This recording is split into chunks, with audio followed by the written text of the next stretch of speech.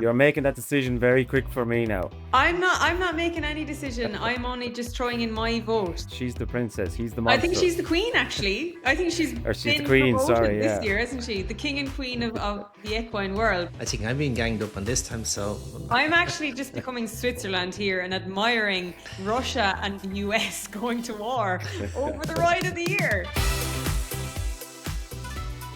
Welcome to the latest episode of Inside Track Ireland. It is our weekly racing podcast, and this is a special podcast because we're bringing the curtain down and we're putting the ribbon on top of the National Hunt season. We're just about recovered from the Punchestown Festival, a 5-day extravaganza. I say we, Barry Geraghty and I, and Paddy Flood, we will be reviewing the jump season. We will be giving out a few awards. In the world of awards, there's Grammys, there's Emmys, but this is the inaugural version of the Hillys. Dramatic pause, fraction cringe, but I'm sure it's a really sought after award. We'll be talking about all of the major categories of the National Hunt season, and we'll be doing it in the best of company. Barry, I'll start with you. How was your weekend post Punchestown? Have you recovered? yeah, it's great. Well, to look at it, it's been a brilliant season and a brilliant Punchestown. Lots of highlights throughout the season, but especially at Punchestown as well. So it's a slightly calmer energy now this side of Punchestown than it was the other side, or pre-entry or pre-Cheltenham or any of those. So it's a little bit more relaxed. It's been a hectic kind of season. Time to breathe. A quick note on Punchestown before we look at the season as in totality.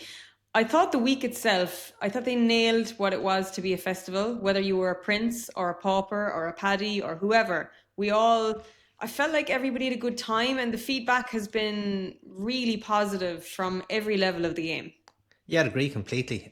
Brilliant atmosphere there. But I think everyone was catered for, all ages, groups, stages, whatnot. And I suppose different atmospheres on different days.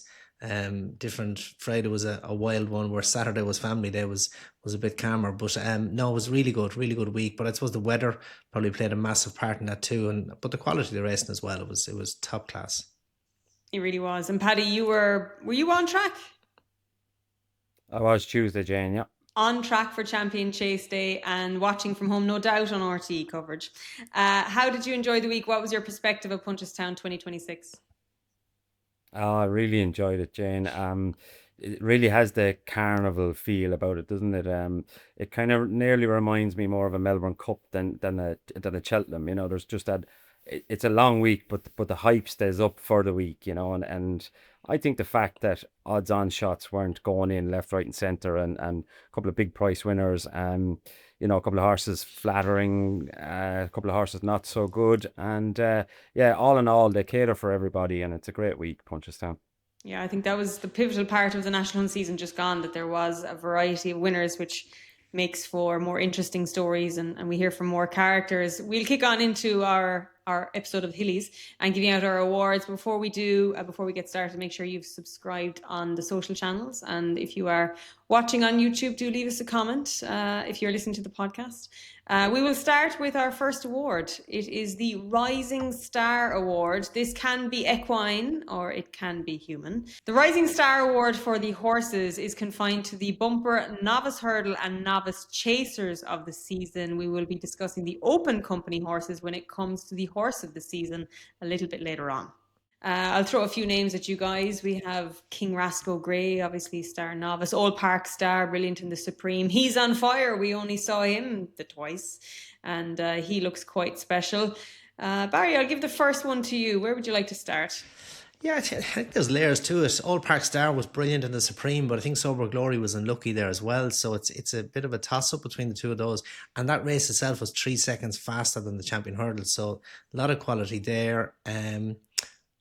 King Rascal Grey, good performance too at Cheltenham. I think a couple were probably forgotten. Narciso Has, he was going in the right direction as a juvenile before his season came to an end. So he's one definitely going forward you'd be excited about, whichever route he goes, hurling or chasing. I think Kit's Bull is a big player, possibly back in the King George. And although he didn't have an amazing season, I think Kopek de Board was probably one of the unluckier horses at Cheltenham. Just that mistake at the last cost him, and obviously his prep for the race wasn't ideal. He hadn't run since November. His jumping probably wasn't as slick as you would have liked it early in the race. Now he fell at Punchestown afterwards, but I think he is also a horse that, you know, could make a big step forward in a champion chase division next season. So I think it's open enough. There's a lot of really, really good horses. You know, you've Romeo Coolio won 3 grade ones as well. You have to recognise what he did, albeit it didn't happen from a Cheltenham. Yeah, I think that's the core point. Is you've named out a number of horses there that we've only seen 2 or 3 times, and it's like the likes of Narciso Haas could be the best horse in his division next year, but when you don't see them enough, it's hard to get really attached to them. And Paddy, like when you have a horse like Kopek de Board, the horse who you know has this wonderful amount of ability, but you know he's a little bit crazy. It's a little bit endearing. People like a nutcase in a way. They do, and I fall into this trap because I'm always all over Majmer, and if I ever mention his name again, you can permission to hit me a slap around the head, Jane. I'll have to second with Barry there. Like what you say is like Cheltenham for me is the Olympics, and Old Park Star going into it, I thought our novices were better, you know, and I thought we'd get him beat. He just comes across to me as one of Nicky Henderson's, you know, tailor-made. You know, he's going to end up a superstar, I think. You know, his owners have 2 very good horses in Nicky's. Another horse was second in the 2-5 novice. And I thought he won his maiden in Newbury. I thought he was their supreme horse, but Old Park Star for me was very, very good. I thought the Supreme was good. My daddy Paddy was very good as well. Kitzbühel for me, you know, he was everywhere. He was everywhere. He was in Kempton in the 26th of December. Jumped out, made all the running there. Exciting sort of horse. One in Cheltenham, probably not suited going left-handed, and he has to get a special mention. And I'll second Barry again. Narciso Haas is, oh geez, I loved him in Leopardstown. Really, really liked him. He looked like a 6-year-old going around the juveniles, and it's the what if with him is kind of drawing you in. He could be a champion hurdle horse, you know. Okay, so I'm going to throw in one other name before we conclude who we think is the rising star, the Hillys winner rising star. I'm going to throw in Saratoga. I wonder, could he shape into a possible champion hurdle horse in the future? I was really impressed with him last week. Obviously, the Fred Winter form is strong.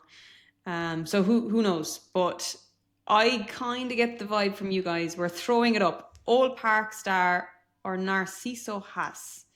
Which one is the Hillys winner? Personally, I think maybe Narciso Haas. He could be. He's a horse who has massive potential if he goes jumping a fence, or he could stay over hurdles. We've nowhere near seen the best of him. He's a big raw individual. I think Old Park Star is tailor made for next season's Arkle Chase, and I'd say will be the one to beat. But there's just a bit of magic about Narciso Haas for me. Okay, Paddy, are we concurring? Yeah, I think so. It's the dream of what he can do next year, and the way he went around Leopardstown before he got injured. So yeah, I'll go with that. The Hillys Award for Rising Star in the equine category goes to Narciso Haas. Okay, Narciso Haas is our first ever Hillys winner. He is the equine rising star. But who is the human rising star of the saddle? We've had a couple of notable victories for jockeys this year. I know I don't necessarily think this award has to go to somebody who's very young. I think some jockeys come through when they get the opportunity to do so. Notably, Darragh O'Keefe's first jockey to Henry de Bromhead for the first time this season. He went down fighting in the Jockeys Championship. Donna Myler, what a wonderful year he had. He's really come of age. Paddy, I'll throw this one to you first. A few names that really shone for you this year. Well, you mentioned 2 of them there, Jane, straight off the bat. Like Donna or Darragh O'Keefe has stepped into a job, you know, after Rachel Blackmore. The legacy she has left was just amazing, you know. Like the aura about Rachel and Henry de Bromhead and Cheltenham and Grand Nationals it's just unforgettable, and it'll go down in history books. So it couldn't have been an easy job to jump into, but by God, didn't he jump into it? You know, he's a young man that I've never met a young fella as hungry at his, well, he's 26 or 27. He's still a young man, but he will ride anything, anywhere, anytime, middle of the summer, doesn't matter. And I think him and Henry, they're kind of fitting like a glove, really, aren't they? He suits the handy way of riding. He suits Henry's horses. Not too many are dropped in. But yeah, he has to get a big mention. Done a miler, what a season for a chap there that doesn't have a big stable behind him. Um, the Irish national is probably a standout for him. Probably not the lightest guy in the weigh room, works hard, but I've always liked Dunne as a rider, even when he was a claimer. There's something really classy about him, and I don't know, like you can never compare people to Paul Carberry, but he has lovely style. He rides with a toe in the iron, and I suppose a younger coherent I would like to give a mention to is probably Paddy O'Brien.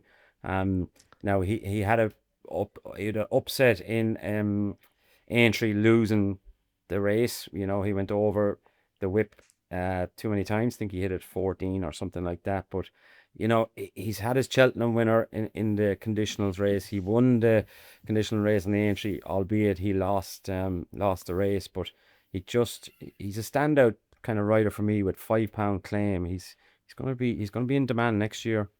He is indeed. There's any number of them, and you've mentioned a couple of them that have had big winners. Barry, you're very close to the riders in the Irish Way Room.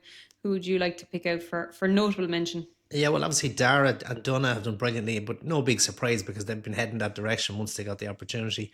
Paddy O'Brien was unlucky at Aintree. He was 11 strikes, which was 4 over, and there was disqualification. But he had a brilliant season and a great win on the air of entitlement. But I think that the rider to me who really stepped forward this season is Conor Stone Walsh. Gave final orders, a brilliant ride to win the cross country chase at Cheltenham. Never left the inside, jumped like a stag. You know, real natural horseman, natural over a fence. Also gave Will the Wise a brilliant ride in the top of him as well too. So he's a lad who's really going the right direction, but made a good impression when he first rode over fences a couple of seasons ago. I think he won on Facker de Ree or someone in the Dan and Joan Moore in Feria. So he is a very smart rider, very talented lad. And yeah, he'd be one for me. He gave final orders an amazing ride at Cheltenham. There's a couple more names I want to throw in the hat before we pick our Rising Star Award. John Chinnick, notable win in the Troy Town on Answer to KF. Josh Williamson turning conditional. He's had his first Grade 1 ride. I'd say that guy's going to be in huge demand over the summer. Sam Ewing, a pair of Grade 1s at the DRF, Affordale Fury, and what was the other one he had? Thought he'd Talk the talk. Oh no, he fell on Talk the Talk. Anyway, he's been injury plagued this season, and he had just a little renaissance through DRF, and then he got another injury. That guy is so talented if he gets a clean run at it. Obviously, Danny Gilligan as well, riding for Gordon Elliott, had notable success this year. And Daniel King, Oscar's brother, it didn't really work out for him in the spring, but I think Daniel showed that he's well up to the task if given the ammunition, and hopefully that'll come for him in the future. So there are the few of the names. Who is our Hillys winner for the Rising Star Jockey? Paddy, we'll start with you. Yeah, well, I hadn't touched on Conor Stone Walsh, and I had gone through his form and stuff like that, and it kind of just slipped my mind. And to be fair to Barry, he's a chap that I've seen for a good while, from pony racing to flat racing to jumps racing. And he's after growing so much, you know, from the idea of a chap that when I met years and years ago, he's so tall now. I think he's kind of finding his style, and yeah, I'd be happy to go with Conor Stone Walsh. Barry? Yeah, well, you listed out some brilliant talent, and there's lots more blessed in the country with so many great riders. But Conor was the one who made a big step forward. So the fact that Paddy's agreeing with me, I can't very well look elsewhere. No, look, Conor, if you are expecting something in the post, you're going to get a Hillys Award. I don't know what it is. I don't know what form or shape it takes, but congratulations. You're the first human to get one. So we're in agreement that the Hillys Award for the Rising Star Jockey of the season, it goes to Conor Stone Walsh. Congratulations, Conor. I'm sure it's the award you really wanted to win this season. We actually must mention Owen Staples as well, guys. Champion conditional, quite the achievement. On to Best Jockey of the Year. I'm just going to list the final standings of the season, because there was a little bit of talk about Jockey's Championship going into Punchestown. Jack Kennedy held on by 3 winners, 102 winners ridden this season in Ireland, 3 ahead of Dara O'Keefe and Paul Townend, just adrift on 89 winners. So, Barry, I suppose we can talk about Paul Townend and the Grade 1s and the firepower he has. But Jack Kennedy had a career best season as well. They're quite the duo. Absolutely. But we're blessed again with talent in the country. Jack, you mentioned, Paul is an obvious one, but you go down through the list, Donna Myler, Keith Donoghue, Darragh O'Keefe was second to chase Jack home in the title as well. But Jack is a brilliant rider and another one who's been plagued with injury, and thankfully he's had a reasonably clear run at it last season. He won the championship again. But Paul Townend, you have to say, he is magic. I think he was brilliant on a Let Tamp in the champion chase. I think I Am Maximus as well. I don't think he got the credit for the ride he gave that horse. He was 8th jumping the second last. Jordan's kicked for touch early, and he just worked his way into the race with top weight. He delayed his challenge. He only led 150 yards from the line. You're talking about the biggest stage of all. And the horse didn't even jump amazing through the race. So he worked hard, to find the route through to win. So, you can set your clock by Paul. And it's not just because he's riding, the best horses for Willie. And I think Elette Tom, albeit he went and put in a great performance at Punchestown. After that, I think he's a horse who's still on the up. Paul just did so much right on him in the champion chase at Cheltenham. He gave the horse by far the best chance of winning of any horse in the race. So, yeah, you can set your clock by Paul, but likewise put Jack Kennedy in the same position and you're likely to get the same result. And you could say the same for Darragh O'Keefe and Donagh Myler and lots more, but Paul is the one who is delivering. Okay, Paddy? This comes down to who was champion at the end of the day for me, and Jack Kennedy was champion. If we're going for Rider of the Year, Paul he was picking and choosing now what he rode all year, whether it be handicaps or 3-year-old hurdles. He set out a few of them, and Willie had runners in them. But for me, Jack Kennedy, look, he's champion jockey this year. The chap's leg is barely hanging on in there, as he broken it 5 times or something. He flew back from Aintree to ride around Wexford, and the miraculous to stay on a horse in Wexford, showing his core strength. So, listen, he doesn't have the firepower of Willie, and Paul has a luxury that Paul can, pick and choose, and he can still win a Grand National and a Gold Cup and a Queen Mother, that sort of way. So, for me, it's definitely Jack. He had to fight it out this year with Darragh.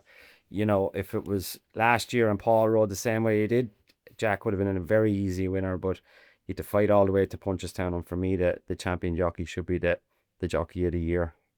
I like that you're disagreeing, but we're all in agreement on the top 2. And I'll take your point, Paddy. Jack had to ride in the cross-country races. He was everywhere because he was battling for numbers, whereas Paul is picking and choosing. But Paul, I'm going to take the casting vote here because I presume Barry's picking Paul Townend and I presume Paddy's picking Jack Kennedy, correct? Yep.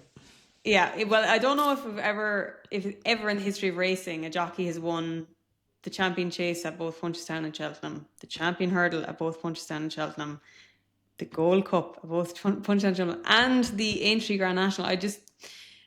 I think Willie has the bullets, but you need a sniper, and Paul is the best sniper.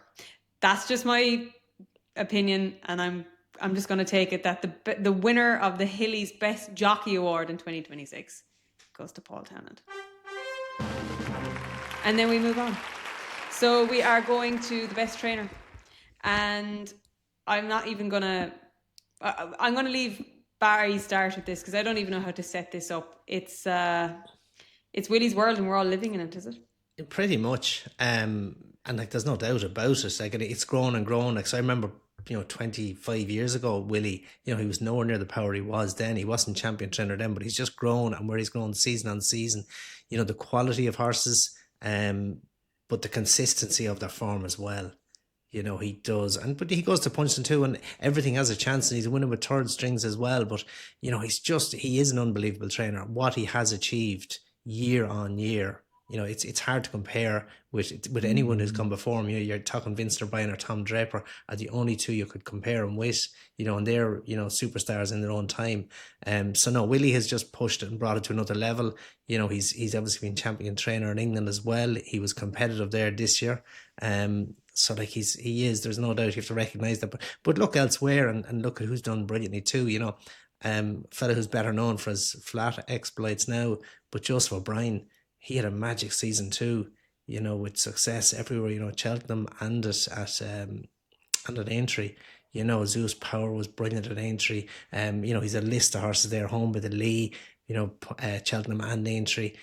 He has done brilliantly with a small number of horses. And then another small trainer to mention, you have to say, Connor King, what he did with Oscar's brother, you know, he's only got 2 horses in training. Grey Jude, his other runner, has one as well.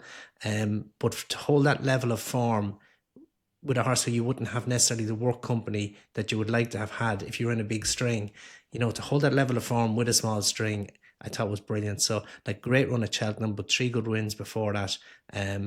So no, I think that's worth taking note as well. 100%. A couple of other notable mentions I want to put in here is Colin Murphy, grade 1 win with Zanush. I loved how he campaigned that mare this year and she went down fighting at the Punchestown Festival. Barry Connell, he didn't get his grade 1 win this year with Marine National, but he got a grade 1 win at Punchestown nevertheless, and an exciting novice chaser for next year. Declan Queally, it seems like ages ago that I'll Sort That won the grade 1 at Naas. Massive win for the Dungarvan Yard. There's any number of notable mentions as well for Philip Rothwell, who obviously had a marvellous season numerically. So, Paddy, aside from the Goliath, there are a few Davids.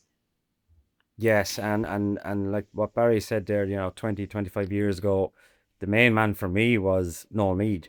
And what he's done this year with his, you know, as he a handful of jumpers, you know, with the Mourne Rambler, winning the champion bumper, and he won the grade 1 at Christmas time around Leopardstown and everything. Like, for me, growing up watching Noel and Paul and even Barry riding for Noel was like, Jesus, they were my heroes, you know, and everybody wants to be like them. So for Noel now to be producing on the flat, and for the small handful of I'd say every festival he was at, he had a winner, you know, so I have to give him a big mention. But look, like you said, it is Willie's world. We are just living in it, but look, we can enjoy watching on from afar and enjoy, you know, like Barry said, every year he's producing them. But even his novices at the start of the year this year, we were all a little bit, ooh, are they good enough? Are Willie's sick? Are they this? Are they that?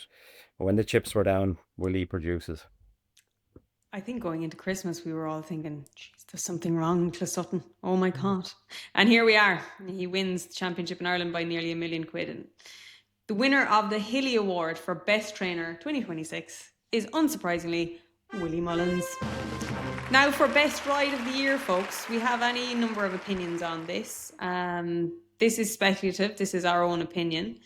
Barry, who did you think gave the best ride of the season? I thought the best ride I saw all season, and you know, it's funny, a lot of people said he was lucky, but you know, he was riding the 3-1 favourite. I think he rode it for luck. It was brilliant timing, brilliant judgment. Was JJ Slevin on Talk the Talk at the Dublin Racing Festival. It was his first run on heavy ground. His form prior to that had been on yielding and better ground. But JJ dropped him in a little bit keen early on, got him switched off. He only had 3 behind him leaving the back straight.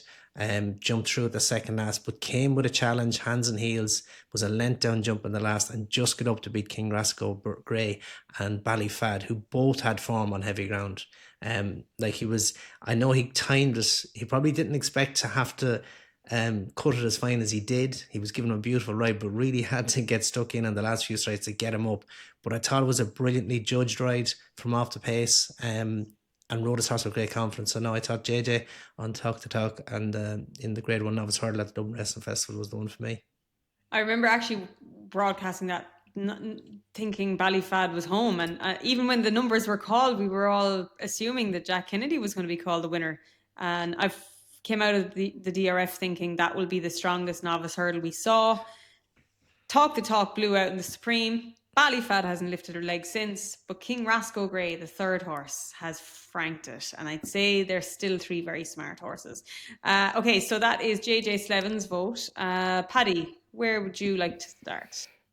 I'm just going to go outside the box a little bit and go with the jukebox man and Ben Jones in the King George. I wasn't his biggest fan, the horse alone now, but I just thought his first run of the year, the horse jumped very big and fresh, and I thought, you know, if he does that again, he won't win.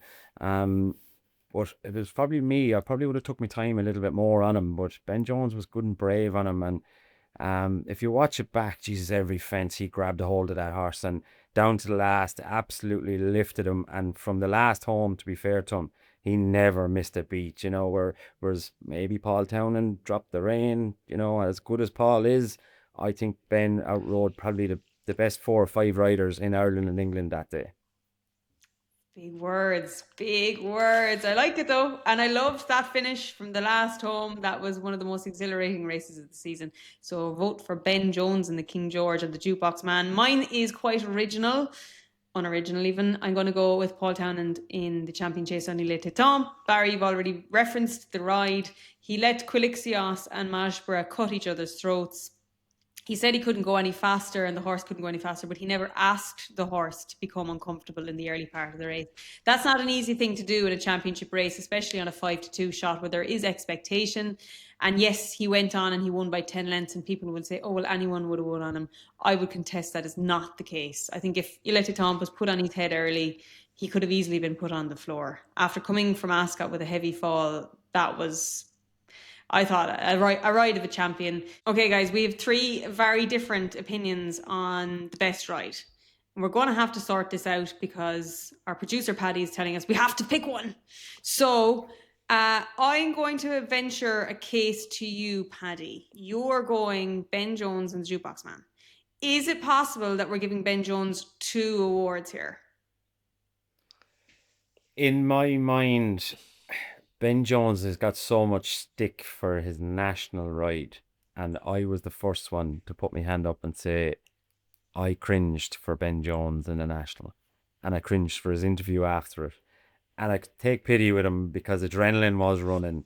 But when he looked it back, and a day later he had to make a statement, I was thinking, God, that's hard to swallow for a young man. But then I went back, through my rides and done my research, and I thought he gave the Jukebox Man a 10 out of 10 in a King George against the best horses. Yeah. Okay, that is very, very valid point. I think we were all of the same opinion with Jordan's, and if you're going to critique, you have to give credit, and that is a very valid way of looking at it. So I'm willing to concede Paul Townend's ride and the Champion Chase for the Jukebox Man and the King George, just because I know Paul Townend's going to win everything else anyway. So you can have the casting vote here, Barry. I'd still think the ride JJ. For me, the best ride is the ride where you make a decision. Now, I think Ben Jones is a brilliant rider, and he gave the Jukebox Man a brilliant ride in the King George. But he rode him forward, and he jumped well, and he kicked, and he went for his race, and that's brilliant. But to me, when you need to decide at halfway, if you need to decide jumping the first, second, third hurdle, where you need to be, as in drop in, I need to take my time, I need to get cover, I need to be patient, I need to wait, and when do I kick, I delay. When you're making all of these decisions to delay, it's very easy to press the button and say time to go, and you get there too soon. But if you keep delaying, they're big calls. And when you play it as JJ played it, that to me, that's the beauty of a brilliant ride. Now, I have full respect for what Ben did on Jukebox Man, and I feel desperate for how things played out in the Grand National for him, but I don't necessarily feel that's a reason to give him the award. So I still think JJ, that was the decision making, the amount of decisions he made during that race to win that race, to me, that's what made him the best ride of the year. That's what I feel. I'll counteract you with that, Barry, and say that JJ was allowed to go out in that horse and told, ride him for the future. He was 3-1 favourite, Paddy. So as much as he might have been told, he wouldn't ignore it, and he's there to win. No, that's 100%. But he the pressure was off him to go out there. And Leopardstown, it's not Cheltenham. It wasn't the be all and end all of the day, which I think the King George pretty much was for Harry Redknapp and the owners. And yourself, when you're given that free rein to take your time and ride him to run well, things can fall into your lap, and you do things that are quite special. But when the squeeze is just on you a little bit and you're told to ride a little bit closer, if it was Cheltenham, I'd agree with you, but it's Leopardstown. I think I'm being ganged up on this time, so am I going to have to... I'm actually just becoming Switzerland here and admiring Russia and the US going to war over the ride of the year. So if you've stepped back with Illa to Tomp, Jane, do you have the deciding vote then? I suppose I I think she do, but does. I'm kind of enjoying this little arm wrestle that you're having. And I think the listeners will enjoy it too. Okay, so neither of the Titans, Barry or Paddy, are going to concede. Is that fair? I think it sounds like that. Yeah, Okay. fair. Well, if that is the case, and considering that Talk the Talk did absolutely nothing on his next start, I'm giving it to the Jukebox Man and Ben Jones. Yeah. Well done, Paddy. Well done, Jane. It's Jane. been a noble battle between the pair of you, and I've enjoyed it. But Ben Jones, it's been a turbulent season, but it's been your best. If you actually are enjoying this podcast, please do make sure you're subscribed to our social channels. It would mean the world. And you can make sure you get updates on all of our podcasts when they are released. Now we move on to the Best Race Award. The season's kind of been like, there's been a plethora of wonderful races, regardless of status, whether it's a Grade 1 or the Irish Grand National or massive lucrative handicaps. Barry, there's any amount for you to choose from. Which one did you pick? Do you know, I thought the English Grand National this year is the best I've seen in a long time. You know, there was a bunch of horses down over 4 out, 3 out into the straight. You know, there was still probably 10 in contention jumping the second last. As I mentioned earlier, Ian Maximus was 8th at the time, only led with 150 yards to run. You know, Jordan's kicking for touch early. You know, it got a bit added excitement to the race, but I thought it was a brilliant spectacle all the way through. You know, there was as your typical fallers and whatnot, but just to see it as competitive as it was, and I thought a brilliant ride to win it, and a brilliant performance for a horse to come back and win the race, having been second last year and won it the previous year with Ian Maximus. You know, you have to recognise him as a true national hero. He's in the red rum category or heading that direction, especially to do with that kind of weight. So it was the race probably got my adrenaline flowing this year more than any. Yeah, and as it should, because it is the legendary Aintree Grand National, and now having won it, regained his crown, the first horse since Red Rum to do it. He deserves notoriety for that alone, and the prospect of him going back next year could really gather serious momentum for the sport, not alone just that race. Okay, so the Aintree Grand National is getting the vote from Barry. Paddy, up to you now. Just mentioned the ride in it there, Jane. The King George for me was a brilliant race. All the top horses turned up. You know, Factifile probably didn't turn up on the day, but you know, when you have 4 horses down to the last, Django Bay, Bambridge, Gaelic Warrior, the Jukebox Man, it's nearly reminiscent of Cato Star and Denman and Long Run. You know, it's back to having superstars all in a proper race, you know, and a proper, well, it probably wasn't a proper gallop that day that made it that they were all bang there at the last, but a very exciting race. I agree with Barry that the ride and the race, that the English National was super. It was unbelievable. But for me, the English National for me has lost a little bit of, you know, when Monty's Pass came up there, that got my juices flowing, you know, and I'm sure it got yours flowing.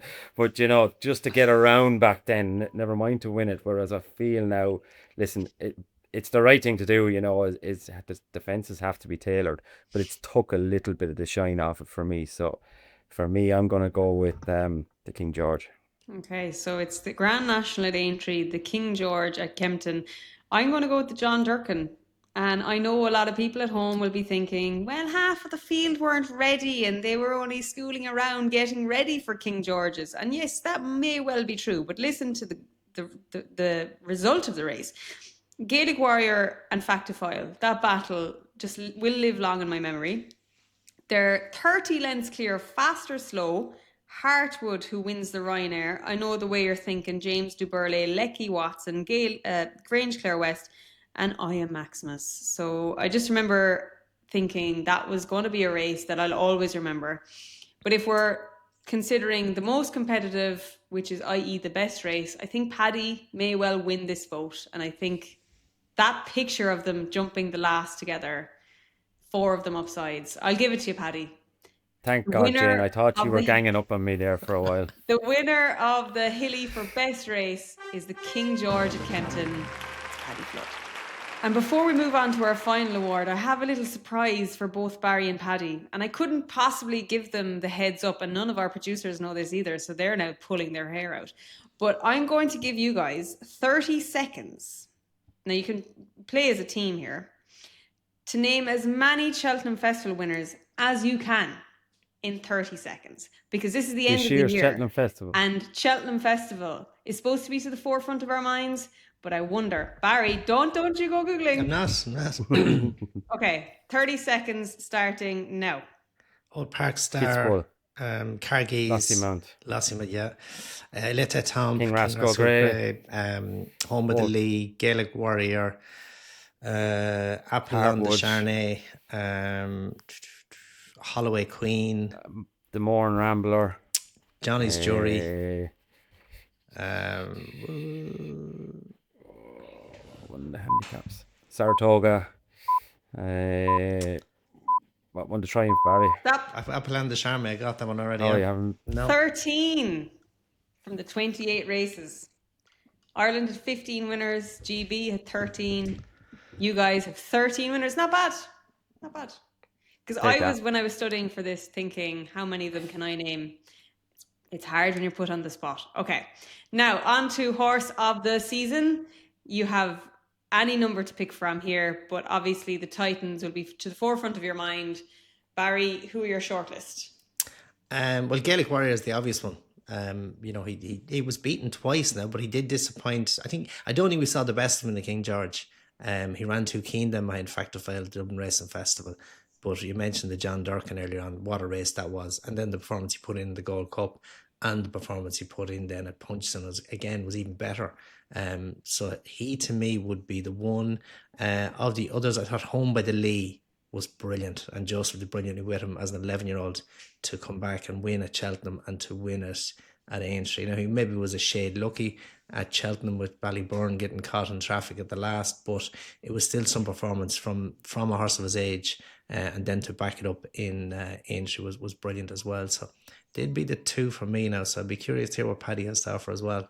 I am with you. Like Gaelic Warrior is the obvious horse, Gold Cup horse. And I suppose if you look back before, maybe 10, 15 years ago, we struggled to have Gold Cup horses. Now we've got a plethora of them every year. Willie Mullins just seems to have figured it out. But I don't know. There's something about a 2-miler, and there's something about a Grey, and there's something about a filly, and she stands out in my mind now. Lossiemount. She's a lover, I always defended her when she went Mayors. I just said, listen, go and let her be a legend, win her Mayor's race if she has to. She stepped up this year to champion her company, albeit without the Constitution Hill, without State Man. Listen, for me, she still gives them a rattle if they were there. She was so good this year. She was so good in Cheltenham. A pair of cheek pieces on her. And, a slight filly that shouldn't be doing what she's doing if you look her in the flesh, but the heart of a lion, and she's my vote, Barry. Okay, so we're going champion hurdle and Gold Cup winner. And I know people will be thinking, oh, how boring the choices, but it is exactly what they are, top of their division. They both ran 5 times this year. Yes, they've been beaten, but they've come back and they've finished on a high. And I want to reference with Lossiemouth as well. She's only a 7-year-old.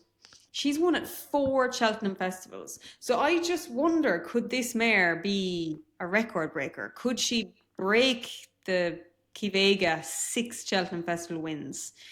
And she's doing it at a higher level. She's doing it against geldings. And I loved even when she was never comfortable at Leopardstown at Christmas at the DRF, when she was never happy on really, really tough ground. She still finished second. She's never been too far away. So I can absolutely see the vote, but Gaelic Warrior is the machine. He's the monster, isn't he? So I'm going to vote Gaelic Warrior. She's the princess. She's the princess. He's the monster. I think she's the queen, actually. I think she's the queen, this year, isn't she? The king and queen of the equine world. But aside from those two, again, referencing I Am Maximus, 2 Aintree Grand National wins, it has to be noted. But I'm gonna be on You're Gaelic jumping the Warriors gun quick here, Jane. You're jumping the gun quick. You're making that decision very quick for me now. I'm not making any decision. I'm only just throwing in my vote. So Oh, sorry. you guys can rattle it off. Who is your horse of the year? Lassie Mount. And I'm sticking with Gaelic Warrior. Unfortunately, we're not in the same room. We can't have an arm wrestle to decide this. No. Are we going to go No. outvote 2-1?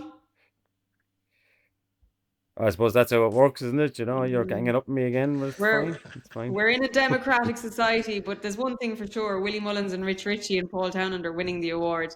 The Hilly Award for Horse of the Season goes to Gaelic Warrior. Before we round off this curtain call for the jump season, is there anything else you want to reference? I just thought from start to finish, there was a couple of notable things. Gordon Elliott has really upped the game. It was a tough year for Gavin Cromwell, but he still finished with a flourish. I thought there was a number of notable wins for UK trainers outside of, the Nicky Henderson or the Dan Skelton. There's been a bit of a resurgence there, Barry, and maybe that will shape how next season is formed. Yeah, and I think that the Supreme Novice Hurdle is a big indicator on that as well too for the British. You know, they had a very strong finish there. So, but I agree with John Gordon getting up in quality again. Gavin obviously had a tough season, but I'm sure he'll bounce back from that. But it was a brilliant season. Willie had a slow start too, which, you know, as Paddy mentioned earlier, there was lots of question marks and only came good in the end. But yeah, it wasn't maybe just as obvious through the season this year as it could be other years. Yeah. Well, I'm sure we'll look back when we're doing our build into the season in the autumn. We'll have to refresh ourselves and listen back to this podcast and see how it all is done. Paddy, do you go into hibernation for the summer, or are you tuning into the flat? No, I'm tuning into the flat. Jane, probably more so than ever now that I'm doing a bit of this, and I'm actually enjoying it. You know, watching Chester there all week, and you know, we skip on from Willie Mullins into Aidan O'Brien, and isn't it a great little country? Aren't we just so lucky to have the talent we do in Ireland? And that is a wrap. That is it for our Hillys. We are done and dusted. Well done to all of our winners. I know that is the real award you were looking for this year.